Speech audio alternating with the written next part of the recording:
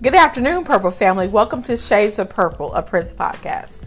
On today's episode, I'm going to be doing a top 5 of my favorite Purple Rain tracks in celebration of the 39th anniversary of Purple Rain, which is going on today, June 25th. So yesterday, for those of you who don't know, I celebrated the year anniversary of the podcast. So as of yesterday, the podcast is 1 year old. So thank you so much for all of you who have listened to every single episode, or even for those who are just now listening to episodes. I appreciate your support, and the YouTube transition is still underway. I'm getting ready. Me and my husband are getting ready to buy a laptop to try to facilitate that, because he's also going to be doing a YouTube channel as well for his podcast. He does a podcast called Car Music The Future. So if you like all things music and all things like culture and current topics, news, discussion like that, check out his podcast as well. It's also on Spotify. Also today on the 25th, it's kind of an odd day in music history because not only did Prince put out Purple Rain back in 1984, but we did lose Michael Jackson on this day as well in 2009. And George Michael, who also passed away in 2016. Today was the day he was born. I can't remember what year he was born. But so it's just one of those type of days that's kind of an odyssey, in the pop music world. So rest in peace, Michael Jackson. Rest in peace, George Michael. And of course, rest in peace, Prince. So let's get right into this quick top 5. So on number 5, I have Let's Go Crazy. So Let's Go Crazy is probably one of the first tracks I heard on Purple Rain when I went back and actually listened to the album itself. And Let's Go Crazy, of course, a wonderful opening for not only the song, not only the album, but also for the movie as well, because it has this just wonderful, theatrical opening, with the chords, with the organ chords, and dearly beloved, we are gathered here today to get through this thing called life.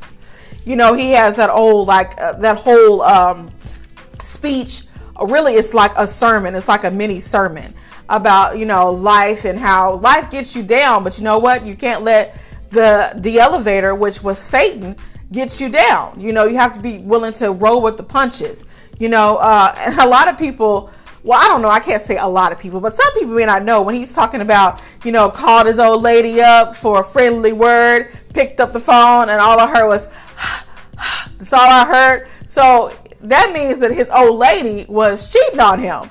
And I think it was funny that they even, they put that little part in Sing 2. And I'm like, I know the people who, are over Sing 2, they know, or maybe they don't know, that Prince was talking about, hearing his woman get it on with somebody else. But I just thought that it was funny that they still put that part in the movie. Because, Sing 2, if y'all haven't seen it, starts off with Let's Go Crazy. And I love that tribute. It was a wonderful tribute to Prince.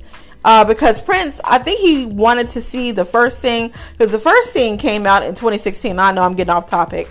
But I don't know if he ever got around to seeing it. But I really think that he would have loved both movies. So Let's Go Crazy is my number 5 pick, because it's just a great starter song. And I love his guitar solo. As always, it's perfect. And I just really, really love the song. It's one of those songs that, it's a fast moving song, so it's a dance song. It'll make you want to get up and go crazy, like the song says. And I just really think every song on this album was just, tailor-made for a movie. Now looking at it, so many 39 years later, we can obviously see that Prince was a complete genius in the way he went about setting up these songs for this movie. It all went together so very well. So that's number 5. Number 4 was hard because, so I had to make the one that I kind of wanted an honorable mention, but really I'm going to say that they're both number 4 because I really love both of these songs, When Doves Cry and I Will Die For You. So you know what? I'm not going to make either one an honorable mention. I'm just going to say they're both number 4. So, be what it may. That's just what it is for me. I'm sorry, y'all. My podcast, my rules. So When Doves Cry is, of course, the biggest hit off of the Purple Rain album. And it went to number one, his first number one that he had. And it was such a unique song in the way that he decided to take the bass out of it. And when you think of the song now, when I think of the song now, that opening guitar riff is what gets me every time. And even now when I listen to the song, I always like go back to the beginning. Like sometimes I'll just rewind it back to the beginning over and over and over again, because I'm one of those people. Like if I really like a certain part in a song, I'll listen to it over and over like a idiot, a freak, because I really just dig this particular part of the song. So I love When Doves Cry. That opening guitar riff gets me, and just the whole song itself. And then of course the iconic music video with him coming out of the bathtub. I mean, looking sexy and it's just great. And now when I go and look at the video now, I always pay attention to that one dove that gets really close to Prince by the tub, and he just kind of sits there, because in my mind, you know how birds, animals are always looking, humans provide food, so he's like, okay, I'm gonna wait for this nigga to get up out the tub so I can maybe get a snack, a little seed, a little something. So he's waiting there by the tub, not too far, not like he's not right up on the tub, but you know what I'm saying. He's a little ways back from the tub, kind of waiting on Prince. And then when Prince gets up out of the tub and he starts crawling across the floor, I don't know if that's the same dove, but the dove kind of just went over his head like, okay, you full of shit. You ain't had no food, no nothing. And Prince, also directed that video as well. So supposedly they had somebody else that was going to direct it, and Prince just, I guess, maybe didn't like his ideas for the video. And so he gave him a stack of magazines and told him to sit outside. And Prince directed the video. So a little trivia there for you guys on that. I Will Die For You, the other number 4, you can call it 4.5, was also another favorite of mine, because it was also another religious song, kind of like Let's Go Crazy. And that he's not talking about himself. He's actually talking about Jesus. And a lot of people don't realize that, because he's saying, I'm not a woman, I'm not a man, I am something that you never comprehend. He's talking about Jesus. He's not really talking about himself. And it took me a while to figure that out as well, because I really thought that he was just talking about himself, but then when he started talking about Savior, and at first, he kind of lost me with that. Like, Prince, you're not my Savior. I love you, but my Savior is Jesus Christ. But the more I started listening to it, I'm like, oh, he is talking about Jesus Christ. And I love the little train dance that he does both in the video and on the tour. He did that a couple of times. I thought that was kind of weird, but I thought it was different. It's like, oh, what? Doing the little with his heels. And it's like he's moving around the shade. Did I say shade? Stage, in like a train. And he didn't really do that. He did the best in the movie, obviously, but he did do it a few times on tour as well. And I thought it was just spectacular. So that is number 4 and number 4.5. So moving on, number 3 is Baby I'm a Star. So Baby I'm a Star is the oldest track on Purple Rain. He originally wrote it back in 1982. And Des Dickerson in his book talks about how he actually remembered Prince working on Baby I'm a Star while he was still in the band. And so Baby I'm a Star, to me, symbolizes that Prince knew that at some point he was gonna break through. And so he wrote this song in anticipation of that moment. And that moment was Purple Rain. And this song, it was a really great closer for the movie. And it was the song right before Purple Rain. So I really think that it would have made just as good of a closer as Purple Rain, because it's just like, hey, I'm arrived, I'm here, I'm Prince. This is me. I'm here now. Y'all gonna know everybody. After Purple Rain came out, everybody knew who Prince was. And so for Prince, it was this song was perfect for this time period. And once again, he's showing off his genius in that he writes the songs that fit the aesthetic that he's, in at the moment. And at the moment, he was all about being a star. And Baby I'm a Star was the perfect song. Great workout song as well. I also have a top 10 list of Prince best workout songs. And I put up a couple of posts about it when I was in the gym on Saturday. So be on the lookout for that countdown as well. So moving on, number 2 is Purple Rain. Now, I've talked about Purple Rain, the song, numerous times on the podcast, so I'm not going to bore you about it about how I feel about the significance of the song, because it's obvious. It's obvious to even non-Prince fans that this song was Prince's signature song. Hate it or love it, I love this song. And for the longest, it's a tearjerker song for me. Even when Prince was alive, I would cry my eyes out just hearing the song. And of course, after we lost him, it was one of the songs that I just could not listen to. The guitar solo, as soon as he would start the guitar solo, would get me every time. And then the end when he's, I just like, oh my God, I'm just a puddle. It's such a beautiful song. And it really bothers me when I hear Purple Family talking about, oh, they hate Purple Rain. And they think, no, this song, like I said, Hate It or Love It, is his signature song. That is the one song that Prince will always be known for all the time.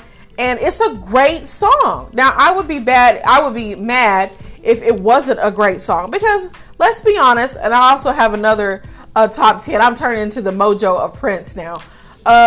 For those who know the reference, Mojo.com does all these top 10 countdowns. It's a channel on YouTube. So I kind of feel like my podcast is almost becoming that, because I keep coming up with all of these different top 10, top 5, top 20. But anyway, that's neither here nor there. What was I saying? I done forgot already. Yeah, it kind of pisses me off when some Purple Family just gets so upset about, non-Purple Family people, or even other Purple Family members that really love Purple Rain. And, some will be like, oh yeah, that's my favorite Prince song. There's nothing wrong with that. I know some people get, Purple Family get offended and be like, oh, he was more than Purple Rain. He was more than, what he put out in the 80s. And that's true. But you like what you like. And I always try to encourage people that are new to Prince that, they love Purple Rain and that's all they know. Okay, that's great. But you might want to look at Sign of the Times. You might want to look at Diamonds and Pearls, Musicology, some of his later things. And you might really like those just as much as you like Purple Rain. But let's just be real. Purple Rain was at the very height of Prince mania, Prince popularity. And so be that as it may, Purple Rain is just going to be that song. And it's a wonderful song. So it's not a song that, we should just hate, collectively. Even if Prince himself got tired of the song, because I know he did. But he knew its power. He understood that was the perfect closing song. So almost all of his tours, he would play Purple Rain toward the end, if not the end of the concerts. Because he knew that was a closer. That was, what people really some of them came to listen to. And, and I think he made his peace with that at some point. So number 2 is Purple Rain. Now, number 1, y'all already know, The Beautiful Ones. Oh my God. When I first heard this song, I was like, this is the song right here. And I'm one of those Purple Family. There's a lot of people that are in the Prince community that are like, oh, I like all his songs, or I can't pick just one song. I can. The Beautiful Ones is my all-time favorite Prince song, and it will always be. Now, this song, of course, was written about vanity. Now, a lot of people, there's kind of like a discussion in the Prince community. Some think it was written about Susanna. Other people, no, it was not written about Susanna. Prince said without saying in an interview that he did with Ebony magazine in 2015 that it was about vanity. And the fact that he missed her when she decided to leave right before the filming of Purple Rain started, because she was initially supposed to be in the film. But they broke up their personal relationship, and also Prince felt that she wanted too much money. She wanted like $1 million to do the movie, and they didn't have the budget for that. And so she walked away from the project. And I think that is what inspired him to write The Beautiful Ones, because initially Electric Intercourse was going to be kind of the slower ballad song that was going to be on Purple Rain and in the movie. But as much as I like Electric Intercourse, I really feel like The Beautiful Ones really fits the scene better for the movie, especially with, that back and forth with Apollonia in First Avenue with, when she was sitting down with Morris Day's character and Prince was singing, Beautiful Ones, do you want him or do you want me? Because I want you. And it just brought Apollonia to tears, because she was like, wow, he's really, he really wants me. And so I wonder how Vanity felt about the song. I don't know if she ever publicly commented about how she felt about the song or any of the songs that Prince did that were probably geared, toward her. But I do know that they were at one point very much in love with each other. And for whatever reason, they just couldn't realize it to get past themselves and be together. Because Prince, wanted to be the control freak, and Vanity wasn't one to be controlled. And so they just had all these different dichotomies that was getting in the way of their relationship, both personally and professionally. But I will also be talking about Vanity at some point. I hadn't started reading her book yet, but I'm going to get to it because she's going to be another episode in my Purple Kingdom series. So be out on the lookout for that. So that is it. The Beautiful Ones is my top pick for my top 5 Purple Rain tracks. So happy anniversary to Purple Rain. And y'all guys, stay tuned. I've got another episode coming out hopefully later on this evening. I'm going to be reviewing the Diamonds and Pearls album. So I'm going to go ahead and put this out as a little mini episode. So thank you guys for listening. And I will see you guys or hear you guys later on this evening. Peace and be wild. And may you live to see the dawn. Bye.